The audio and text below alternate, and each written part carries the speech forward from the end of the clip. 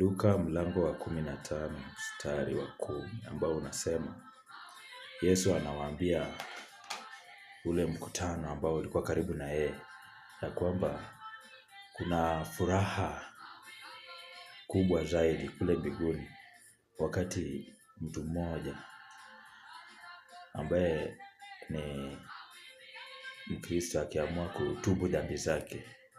Mtu yeyote akiamua kutubu, kwa Kiingereza inaitwa repent.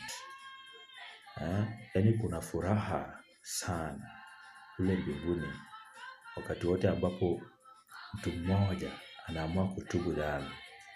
Na kutubu inamaanisha kwamba mtu ambaye ameamua ya kwamba hatatenda dhambi tena. Mtu ambaye ameamua ya kwamba atafuata zile amri 10 zake Mungu Baba wetu aliye mbinguni. Na tunajua ya kwamba jumla ya amri ambazo zinajumlisha yale amri zote ni kwamba unampenda Mungu na roho yako yote, na akili yako yote, na nguvu yako yote. Alafu ya pili, unampenda jirani yako kama nafsi yako. Sasa hivi leo ninakuambia wewe ambaye unatazama hii video, tubu, uachane na dhambi. Kwa maana ufalme wa giza na ufalme wa Mungu Baba, ufalme wa Yesu Kristo, sio mzaha.